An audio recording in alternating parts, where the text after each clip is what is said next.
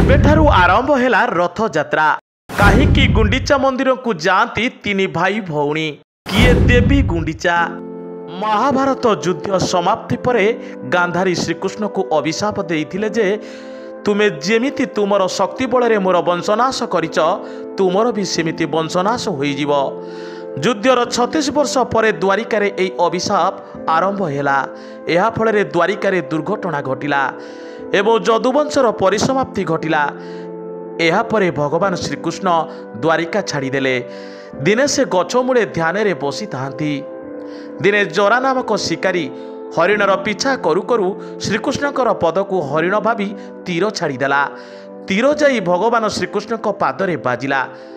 जरा यह देखि प्रभु पाखक दौड़ी गला एवं प्रभु को क्षमा मागिला। जरा को देखि प्रभु कहिले, एथिरे तमर किछि भूल नाही, यह तो विधिर विधान थिला। तुम हाथ में मोर अंत होबार थिला, तुमे दुख कर नाही। यह कही प्रभु शरीर त्याग करथिले। मान्यता अनुसार अर्जुन प्रभुंकर अंतिम संस्कार कले। अग्नि रे प्रभुंकर शरीर अग्नि रे भस्म होईगला, किंतु तांको हृदय जेमिति स्पंदन हेउताए। यही समय आकाशवाणी हैला जे यह समुद्र रे भसाई दिया जाऊ। अर्जुन यह काठगंडी रे भर्ती करी भसाई देले। राजा इंद्रदुम्न जी कि प्रभु विष्णुंकर अनन्य भक्त थिले।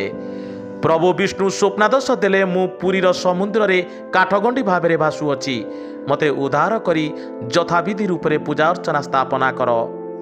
स्वप्नादेश पर राजा जाई समुद्र तटरे देखती तो सतरे काठगंडीटीए भासुची, किंतु सैनिक मानकर बहु चेष्टा पर काठगंडीटी को कहीं उठाई पारु नथिले। एहा परे सबर राजा विश्वामित्रंकु डकागला। से ही समुद्र भितरु काठगंडीटी को आनी पारिले। किए ही सबर राजा विश्वामित्रा काठगंडी को राजा निज राजभवन को आनी आसिले, किंतु एबे थिला सबुठारु कष्ट काम। काठगंडी किपरि मूर्ति बनाइबे। केही तो केबे प्रभु जगन्नाथ को देखि नाहांती। अनेक कारीगर आसिले, हेले किपरि आकृति बाहरिबो जानी पारिले नाही। शेषरे देवतांकर शिल्पीकार विश्वकर्मा जड़े वृद्धांकर रूप नहीं राजांक पाखक आसिले। आउ कहिले, तीन ठाकुरंकर विग्रह मु बनाइबी, किंतु एक शर्त अछि। मु एहाकु 21 दिन रे एक बंद कोठरी रे बनाइबी। ये 21 दिन भितर केही मध्य सेही कोठरी भितर को प्रवेश करिवे नाही। राजा मध्य राजी हेले। बाहरु कबाट बंद करि दिया गला। भितरु करत हाथुड़ीर शब्द आसुथाए। एमिति 2 सप्ताह बीतीगला, किंतु दिने आवाज आसिबा बंद होईगला। रानी बहुत विचलित हेले। एते दिन धरी वृद्धा कारीगर न खाई न पी मृत्युवरण करी नाहांती तो। तेणु रानी अनुरोध कले जे कबाट भंगा जाऊ। कबाट खोली देखिला बेलकू कारीगर अंतर्ध्यान हेले। पछरे छाड़ी जाइछंती अधा गड़ा 3 प्रतिमूर्ति। राजा निजकु दोषी बोली मने कले। निजकु समाप्त करिदेबाकु भाबिले।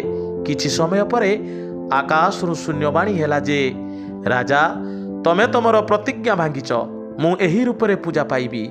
एहा परे राजा इंद्रदुम्न भव्य मंदिर प्रतिष्ठा कले। मंदिर प्रतिष्ठा एवं प्रभुंक प्राण प्रतिष्ठा पाई राजा इंद्रदुम्न देवी गुंडीचांक सह ब्रह्मदेव को डाकिबाकू ब्रह्मलोक को गले।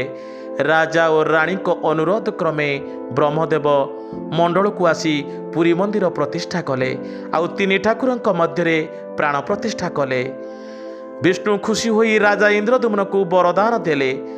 राजा इंद्रदुम्न कहिले, प्रभु सतरे जदि आपण खुशी अछंती मते वरदान दियंतु, मु निर्विकार होई जाए। एही समय रानी गुंडीचा दूरे रे थाई शुणु थांती एवं निर्विकार कथा शुणी मन दुख कले। कारण कौनसी स्त्री निर्विकार रहिबाकू चाहे नाही। यह देखि विष्णु कहिले, हे माता मन दुख कर नाही, मु तुमर ही पुत्र तुमरी घरे जन्म नेइछि। प्रतिवर्ष 9 दिन धरी भाई भौणी सह आपणक घर को जीवी और आपणक हाथ रंधा भोजन करिबी। आउ सेबेठारु आरंभ हैला रथ यात्रा। श्री जगन्नाथ भाई भौणी सह देवी गुंडीचा मंदिर जाती। जय जगन्नाथ, जय जगन्नाथ, जय जगन्नाथ।